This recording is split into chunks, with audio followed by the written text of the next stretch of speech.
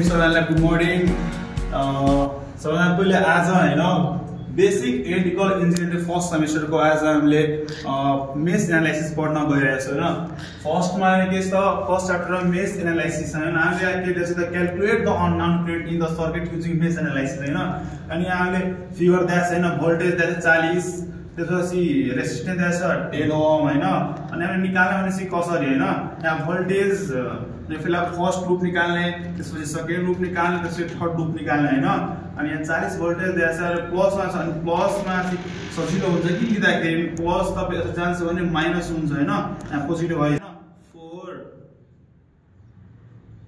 Loop 1 गर्न गइरहेको छु हैन लूप 1 गर्छु हैन त्यसपछि यहाँ के छ 40 भोल्टेज हैन अनि 40 क्लो गर्न गएपछि के गर्ने त माइनस अनि माइनस यहाँ कति दिएको छ त ओम 10 ओम हैन अनि 10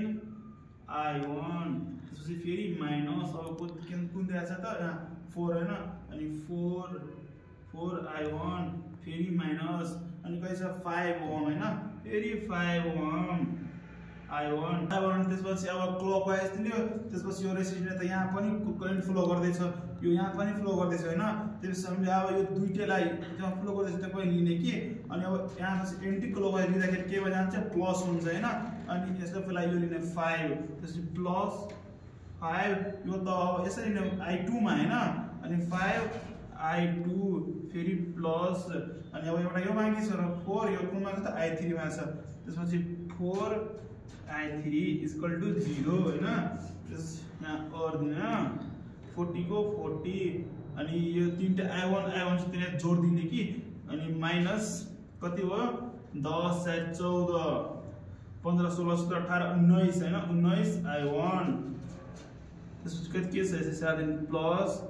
5 I2 plus 4 I3 equal to 0 equation number 1 stop गर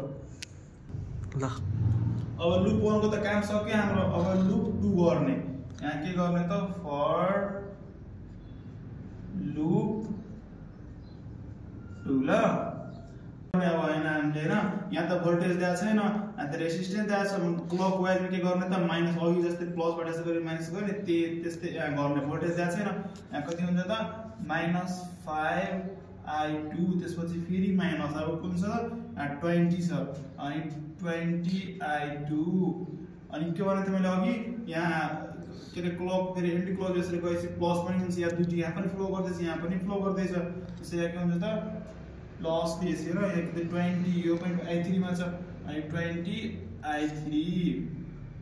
त्यसपछि फेरि एउटा अझै यहाँ बाँकी छ अनि प्लस कति छ त 5 I1 equal to 0 हैन अनि यहाँ सरी यहाँ और दिए हैन त्यसै फेरि I2 वालालाई के गर्ने त जोड दिने माइनस माइनस के त प्लस त्यहाँ माइनस हुन्छ हैन पर्सेन्ट माइनस प्लस कति हुन्छ 20 अनि 5 कति हुन्छ 25 I2 अनि plus 20 I3 plus 5 I1 equal to 0 हैन अनि यहाँ के गर्ने अब हैन I1 लाई अगाडि अनि I2 लाई त्यसरी मिलाइदिने कि अनि 20 सरी यहाँ पहिला अगाडि ल्याउने कि त्यसलाई अनि 5 I1 लाई अगाडि ल्याउने त्यसपछि I2 यसपछि माइनस यहाँ हैन -25 I2 plus 20 I3 equal to 0 equation कति त 2 अब गर्ने लूप 3 गर्ने हो फर लूप 3 फेरि अब यहाँ हैन यहाँ पनि त्यस्तै छ भोल्टेज दिएको छैन यहाँ पनि क्लकवाइजमा गर्ने हामी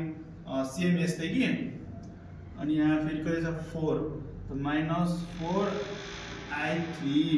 फेरि माइनस 20 I3 अनि फेरि यहाँ हेर त यहाँ फेरि यहाँ पनि करेन्ट फ्लो भइरहेछ यहाँ पनि जस्तै यहाँ गरे त्यस्तै त्यहाँ हुन्छ फेरि प्लस 20 प्लस त्यो हुन्छ क्या अनि प्लस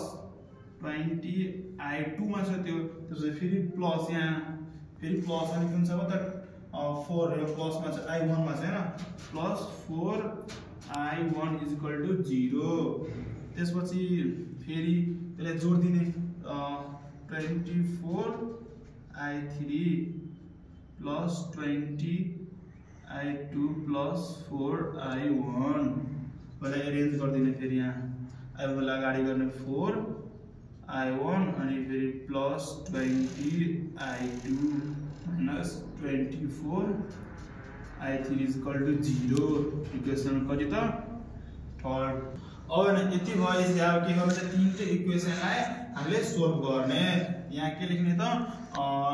नाउ सोल्भिङ इक्वेसन कति त first second and third we get अब हैन हामीले लेखेर पनि सोल्भ गर्न सक्छौं हैन तर यो भन्दा सजिलो हामीले क्याल्कुलेटरमा पुरा इजी तरिकाले हुन्छ कि त्यति गाह्रो पनि पर्दैन टाइम पनि त्यति वेस्ट हुँदैन त्यही भएर हामीले क्याल्कुलेटरमै युज गर्छौं कि i1 i2 i3 निकाल्नु पर्छ हैन पहिला हामीले यसरी i1 लेखेर i2 i3 हामीले मैले तपाईहरुलाई क्याल्कुलेटरमा गरेर हेराउँछु त्यहाँ इजी हुन्छ क्याल्कुलेटरमा त यहाँ i1 i2 र i3 राख्दा हुँदैन त त्यहाँ i1 ले हामीलाई के त x मान्नु पर्छ x2 लाई y मान्ने x3 लाई z मान्ने त्यसरी निकाल्ने अब हेर्नुस् तपाईहरु मैले x i1 र i2 र i3 लाई तपाईहरुलाई इजी होस् बुझ्नु हुन्छ त्यही भएर मैले यस्तो लेखा हो x y z i2 लाई माने त्यस्तो लेख्दिया हैन अब हामीले यहाँ क्याल्कुलेटरमा त्यो सोल्भ गर्छियो के ल मसँग हैन यही क्याल्कुलेटर छ म योमा सोल्भ गर्न गइरहेछु सबैभन्दा पहिला के गर्ने त होममा जाने हैन होममा गएर इक्वेसनमा गएर सिम्पल इक्वेसन हामीले कतिवटा इक्वेसन निकालेको छु तीनवटा इक्वेसन हैन अनि अर्को त्यो 2 लिनु पर्दैन यो इक्वेसन नम्बर 3 को लिनु पर्छ त्यसपछि हामीले हैन x कति निकालेको छु i1 मैले x मानेछु कति छ त 90 छ हैन x त्यसपछि i2 कति त -5 त -5 अनि i3 कति छ त -4 त्यसपछि कति छ त 40 त्यसपछि अब अर्को इक्वेसन नम्बर 2 मा कति छ त i1 5 त्यसपछि कति छ त -25 त्यसपछि i3 कति छ त 20 त्यसपछि कति छ त के छैन भने के हामीले त्यो निकाल्नलाई 0 हामीले 0 हाल्दिने के हुँदैन त्यसपछि इक्वेसन नम्बर 3 कति छ त i1 4 त्यसपछि कति छ त i2 20 त्यसपछि i3 कति छ त -24 के छैन भने के हाल्ने त 0 त्यसपछि कति आयो त x कति आयो 4 y कति आयो त 4 z पनि 4 ल तीनटै 4 पोजिटिभमा आयो हैन i1 र i2 र i3 कति त 4 आयो अब हामीले यहाँ आन्सर बोर्डमा लेखिदिरहेको छु ल अब हामी त क्याल्कुलेटरमा त त्यो आन्सर निकालिसक्यो हैन हामीले यहाँ लेखिदिरहेको छु कति आयो त i1 i2 i3 तीनटै कति त 4 आयो पोजिटिभ यहाँ लेखिदिरहेको छु 4 आयो तीनटै कति त पोजिटिभमा 4 आयो हाम्रो एम्पियर लेख्नु पर्छ लास्टमा फेरि एम्पियर यति हो के त आन्सर अनि यो हैन केही त्यस्तो गाह्रो भएपछि नबुझ्दाखेरि कमेन्ट बक्समा कमेन्ट गर्नु अथवा मेसेज गर्नु मलाई हैन मेरो च्यानल हो कि नवराज दाल युट्युब च्यानल छ हैन तपाईहरु लाइक सब्स्क्राइब बेल आइकन गर्दिनु होला शेयर गर्दिनु होला हस्त धन्यवाद।